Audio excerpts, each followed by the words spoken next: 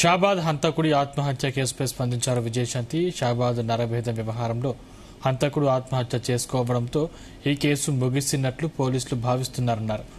కానీ పోక్సో కేసులో అరెస్టైన నిందితుడు బెయిల్పై విడుదల కావడానికి పోలీసుల నిర్లక్ష్యమే కారణమన్నారు. నిందితుడి నుంచి లంచం తీసుకుని పోలీసులు రాజ్కుమార్ విడుదలకు సహకరించారన్న సమాచారం పత్రికల ద్వారా తెలిసిన తర్వాత తెలంగాణలోని మహిళా లోకం షాక్కి గురవుతోందని చెప్పారు. పోలీసులు చేసిన తప్పుతో 6 ప్రాణాలను కడతేర్చడానికి ఆస్కారం ఏర్పడిందన్న అభిప్రాయం కలుగుతుందన్నారు. పోలీసు శాఖలోని ఇలాంటి లోపాల వల్ల తెలంగాణలో మహిళల భద్రతపై అనుమానాలు తలెత్తే ప్రమాదం ఉందన్నారు. మహిళలకు ప్రాధాన్యం ఇస్తామని చెబుతున్న కాంగ్రెస్ పాలనలో ఈ ఘటనను సీరియస్ గా పరిగణించి మహిళల భద్రతతో పాటు శాంతి భద్రతల విషయంలో కఠినంగా వ్యవహరించాలని ఓ మహిళా ప్రజాప్రతినిధిగా కోరుకుంటున్నట్టు తెలిపారు విజయశాంతి.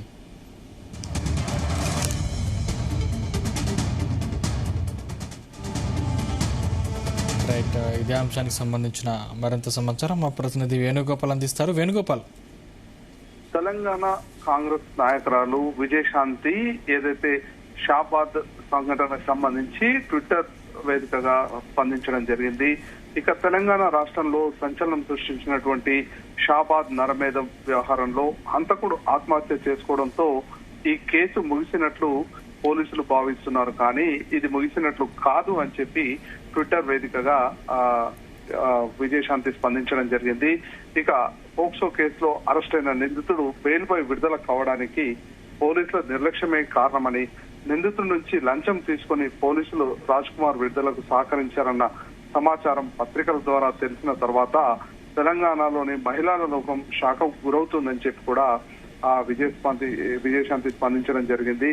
ఇక పోలీసులు చేసిన తప్పుతో 6 ప్రాణాలు కడతెచ్చడానికి ఆస్కారం ఏర్పడిందన్న అభిప్రాయం కలుగుతోంది అని చెప్పి కూడా విజయశాంతి ట్విట్టర్ వేదిక ఆవేదన వ్యక్తం చేశారు. ఇక పోలీస్ శాఖలో ఇలాంటి లోపాల వల్ల తెలంగాణలో మహిళల భద్రతపై అనుమానాలు తలెత్తే ప్రమాదం ఉంది. మహిళలకు ప్రాధాన్యత ఇస్తామని చెప్తున్న కాంగ్రెస్ పాలనలో ఈ ఘటనను సీరియస్ గా పరిగణించి మహిళల భద్రతతో పాటు శాంతి భద్రతల విషయంలో కఠినంగా వ్యవహరించాలని చెప్పి ఓ మహిళా ప్రజాప్రతినిధిగా కోరుకుంటున్నానని చెప్పి ట్విట్టర్ వేదికగా విజయశాంతి పరిస్థితి ఉంది. ముఖ్యంగా గత కొద్ది రోజులుగా సైలెంట్ గా ఉంటున్నటువంటి విజయశాంతి ఇక ఈ సంఘటనతో మహిళల భద్రతపై తాను ఎంతో ఆవేదన చెందుతున్నాను, ఇకనైనా ప్రభుత్వం కఠిన చర్యలు తీసుకోవాలి, ఇలాంటి సంఘటనలు పునరావృతం కాకుండా మహిళలకు భద్రత కల్పించేలా కూడా చర్యలు ఉండాలి ప్రభుత్వం అని చెప్పి ట్విట్టర్ వేదికగా డిమాండ్ చేసినటువంటి పరిస్థితి ఉంది. ముఖ్యంగా ఆ షాబాద్ వ్యవహారంలో చూసుకుంటే దాదాపుగా 6 ప్రాణాలు కోల్పోయినటువంటి పరిస్థితి. ఇక ఈ విషయంలో రాష్ట్రంలో ఉన్నటువంటి లా అండ్ ఆర్డర్ పై కూడా ఎన్నో ప్రశ్నలు తలెత్తే అవకాశం ఉంది. కాబట్టి ఖచ్చితంగా ఇందుకు సంబంధించినటువంటి బాధ్యులు ఎవరైతే ఉన్నారో వారిపై చట్ట ప్రకారంగా చర్యలు తీసుకోవాలి అని చెప్పి విజయశాంతి కోరుతోంది. ఇక ముఖ్యంగా ఏదైతే ఈ పోలీస్ శాఖకు సంబంధించి కూడా ఒకసారి ప్రక్షాళన చేయాల్సినటువంటి అవసరం ఉంది.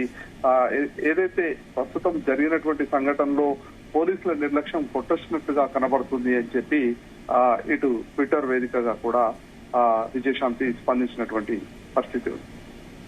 ఏంటి వేణుగోపాల్, ఇప్పుడు పోలీసుల తీరుపై కొంతమేర వ్యతిరేకత వ్యక్తమైన పరిస్థితి కనిపిస్తోంది. దీనికి సంబంధించి ఇప్పటికీ రాజకీయ నాయకులు కూడా స్పందిస్తున్న పరిస్థితి కనిపిస్తోంది. ఇంకా ఎవరైనా స్పందించే అవకాశాలు ఉన్నాయా? అయితే ముఖ్యంగా ఏదైతే ఈ సంఘటన జరిగినప్పటి నుండి కూడా ఆ షాబాద్ ప్రాంతంలో ఒక రకమైన భయం వాతావరణం నెలకొని ఉంది. ముఖ్యంగా మహిళలపై ఒకే రోజు దాదాపుగా 6 చంపడం అనేది కూడా రాష్ట్ర వ్యాప్తంగా కూడా ఎంతో సంచలనంగా సృష్టించినటువంటి పరిస్థితి. అయితే ఇందుకు సంబంధించి ఏదైతే పోలీసులు ముందు జాగ్రత్త చర్యలు తీసుకోకపోవడం, ఒకసారి ఏదైతే కేసు నమోదైనప్పటికీ కూడా చూసి చూడనట్లుగా వ్యవహరించడం, కఠిన చట్టాలు పెట్టి జైలుకు పంపకపోవడం వల్లే ఈ సంఘటన జరిగిందని చెప్పి కూడా అందరూ చర్చించుకుంటున్నటువంటి పరిస్థితి ఉంది. ఇందుకు సంబంధించి ముఖ్యంగా పోలీసుల పనితీరుపై కూడా ఇటు పలు ప్రశ్నలు లేవనెత్తుతున్నారు. ఇక రాజ్కుమార్ సూసైడ్ చేసుకోవడంతో ఇక కథ ముగియలేదు, ఇక ఈ కేసు ముగిసినట్లు కాదు. ఖచ్చితంగా రాష్ట్ర ప్రభుత్వం పోలీస్ శాఖపై దృష్టి సారించాలి. ఇలాంటి నేరాలు జరగకుండా రానున్న రోజుల్లో ప్రజలకు ఇటు హామీ ఇచ్చేలా కూడా చర్యలు ఉండాలి అని చెప్పి కూడా విజయశాంతి స్పందించడం జరిగింది. అయితే రాష్ట్ర ప్రభుత్వం మాత్రం ఈ సంఘటనను చాలా సీరియస్ గా తీసుకొని ఎవరైతే బాధ్యులు ఉన్నారో వారిపై చట్ట ప్రకారం కఠిన చర్యలు తీసుకుంటే ఇటు మహిళా లోకానికి కూడా భద్రతకు మేము హామీ ఉంటామని చెప్పి ఆ రాష్ట్ర ప్రభుత్వం నుండి ఒక హామీ ఇచ్చినట్లు అవుతుంది అని చెప్పి కూడా విజయశాంతి స్పందించినటువంటి పరిస్థితి ఉంది. మరోవైపు ప్రతిపక్ష పార్టీలు కూడా ఇదే అంశాన్ని లేవనెత్తుతున్నాయి. రాష్ట్రంలో శాంతి భద్రతలు పూర్తిగా కరువైపోయాయని చెప్పి కూడా ఇటు ప్రతిపక్ష పార్టీలు ప్రభుత్వాన్ని నిలదీస్తున్నటువంటి పరిస్థితి ఉంది. అయితే ఇటు అధికార పార్టీలో ఉన్నటువంటి ఎమ్మెల్సీగా ఉన్నటువంటి విజయశాంతి కూడా ప్రభుత్వం ఇకనైనా కఠిన చర్యలు తీసుకొని ఇలాంటి సంఘటనలు పునరావృతం కాకుండా మహిళా లోకానికి అభయహస్తం ఇచ్చేలా కూడా రాష్ట్ర ప్రభుత్వ చర్యలు ఉండాలని చెప్పి తాను కోరుకుంటున్నట్లు కూడా విజయశాంతి చెప్పడం జరిగింది. Right, thank you Venugopal.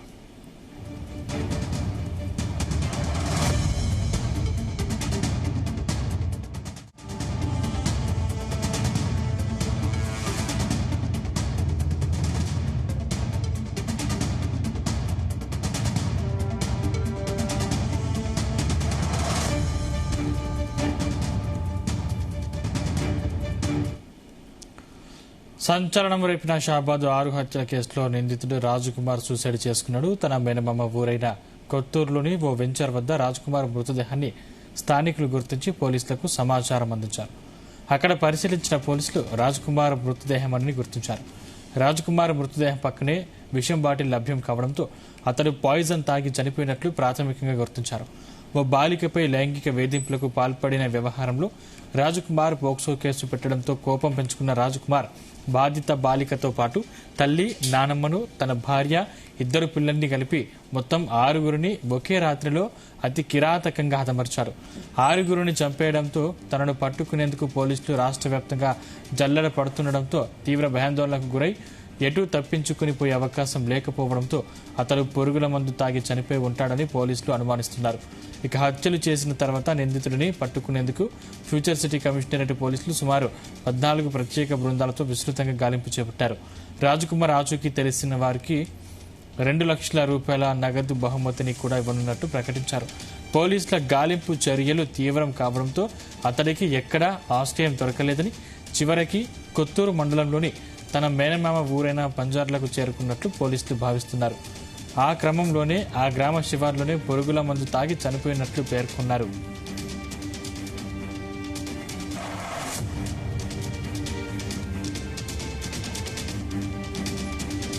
Rajkumar మృతదేహం వద్ద సెల్ ఫోన్ను పోలీసులు గుర్తించారు. హత్యలకు ముందే రాజకుమార్ ఫోన్లో వీడియో రికార్డు చేసుకున్నట్లు గుర్తించారు. బాలిక కుటుంబ సభ్యులు అన్ని విధాలుగా వాడుకుని మోసం చేశారని, అమ్మాయిని నమ్మి మోసపోయానని వీడియోలో పేర్కొన్నారు. ఆన్లైన్ బెట్టింగులు, అప్పుల వల్ల జీవితంపై విరక్తి చెందినట్లు, అప్పుల వల్ల భూమి కూడా కోల్పోయానని, తన పిల్లలకు భూమి కూడా లేకుండా పోయిందని రాజకుమార్ వీడియోలో తెలిపారు. మీద కేసు పెట్టి నన్ను జైలుకు పంపాలని చూస్తున్నారు. వాళ్ళ కుటుంబంలో వాళ్ళ నాన్నమ్మని, వాళ్ళ అమ్మని ఎలాగైనా నేను చంపి నేను నా కుటుంబం ఏమైనా చేసుకొని చనిపోవాలని చెప్పేసి నిర్ణయించుకున్నా. దీంట్లో నా కుటుంబంది ఎలాంటి పాత్ర లేదు. నాదొక్కటి నా సొంత నిర్ణయం నేను తీసుకొని ఈ రోజు నేను ఏదైనా వాళ్ళని చేసి నేను ఏమైనా చేసుకొని చనిపోవాలని నిర్ణయించుకున్నా.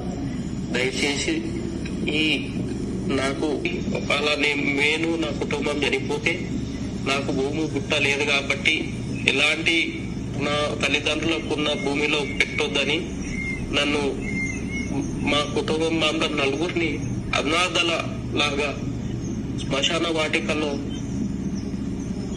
మమ్మలను కాల్ చేయాలని తెలియజేస్తున్నాను. నాకు ఎలాంటి ఫ్యామిలీ మరియు ఎవ్వరూ లేరు. నేను చేసుకున్న తప్పుకు నేను పొడుస్తున్నా. నేను చేసిన తప్పుకు నేనే శిక్షించుకోవాలని నిర్ణయించుకున్నా. వాళ్ళని ఎలాగైనా హత్య చేయాలని నిర్ణయించుకున్నా.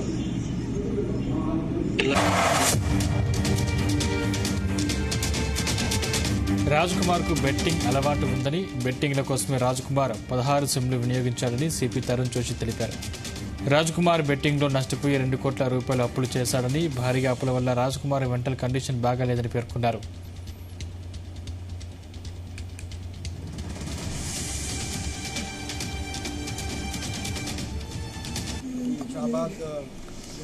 విలేజ్లో ఇంట్లో, తర్వాత అది చెరువు దగ్గర, అండ్ తర్వాత ఇది డెవలకుండా ఇంట్లో భార్య.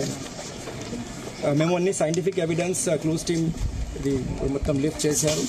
తర్వాత మేము కొంచెం టెక్నికల్ ఎవిడెన్స్ అనాలిసిస్ చేసాము, ఇది cell phones and other details. మేము వాళ్ళకి ఫ్యామిలీ మెంబర్స్ ఇంతకుముందు మే మంత్లో పోక్సో కేసు అయిపోయిన తర్వాత అప్పుడు కూడా 2 వీక్స్కి అతను అబ్స్కాండింగ్లో ECIL ఏరియా అప్పుడు, plus he has gone to Srisailam also. ఇది 4 రోజు శ్రీశైలం కూడా వెళ్ళారు. సో అక్కడ కూడా మేము మా టీం పంపించాము, ఎందుకంటే వాళ్ళ దగ్గర so we have sent teams. ఇంకా అన్ని ప్లేసెస్ కూడా మేము సరిగ్గా సెర్చ్ చేసాము. తర్వాత ఒక రోజు ముందు కార్ బుక్ చేశారు. ఈ కార్ గురించి మాకు ఇన్ఫర్మేషన్ వచ్చింది.